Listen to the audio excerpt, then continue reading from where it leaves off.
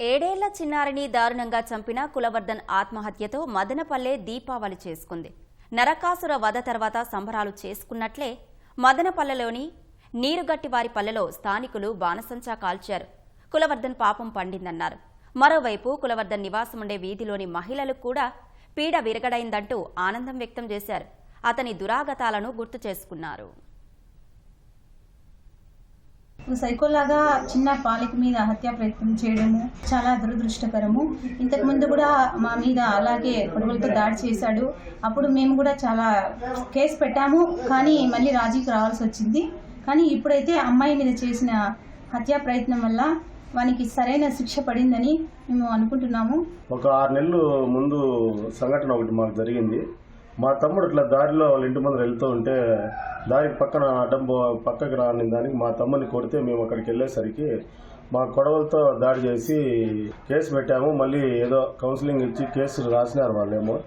మళ్ళీ ఏదో బెయిల్ పైన బయట వచ్చి మళ్ళీ ఇట్లా ఈ పాపను ఇచ్చేయడం అనేది చాలా బాధాకరమైన విషయం.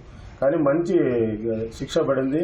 బాకులు ఎత్తుకునేది తిరుక్కుండేది, ఒక పాటలో జమిలు పెట్టుకునేది, తిరగతా అన్నకి అన్నం తినేది చుట్టూ తిరిగేది, తాగేది, ఆడబడి చచ్చేది. ఎక్కడైనా పాత అంటే అయ్యో ఎడకు చంపేస్తాడో ఏమో ఎట్లా అని చెప్పి బాధపడుకుంటున్నట్టు.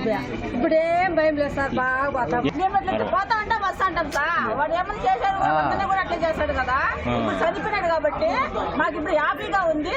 ఆడవాళ్ళు అడవి కూర్చుంటే వాళ్ళు చేస్తాడు, ఏమో చేస్తాడు, ఏంటంటే అది మాట్లాడతాడు. వీళ్ళు వాళ్ళు ఫోన్లో ఊరికేనే మాట్లాడుతుంటారు. ఇప్పుడంతా పోయేది లేదు అక్కడ. వాళ్ళు ఇచ్చిపెడితే మాకు భయంగా ఉండింది, భయం వేస్తాను. ఇప్పుడు మంచి జరిగిందని ఇలాంటి వ్యక్తి మన సంఘంలో ఉంటే ఎవరికైనా కానీ చేడు పురిగి ఇలాంటి వ్యక్తి ఉండకూడదు. ఎందుకంటే మీకు తెలుసు ఆల్రెడీగా వారి మీద 2-3 కేసులు ఉన్నాయి. ఇలాంటి వ్యక్తులు ఉండడం చాలా అన్యాయము. ముఖ్యంగా ఈరోజు మా పాపకు మంచి న్యాయం జరిగిందని చెప్పి మేము మా నీగటి వారి పల్లి తరఫున అందరికి కూడా కృతజ్ఞతలు చేసుకుంటాం.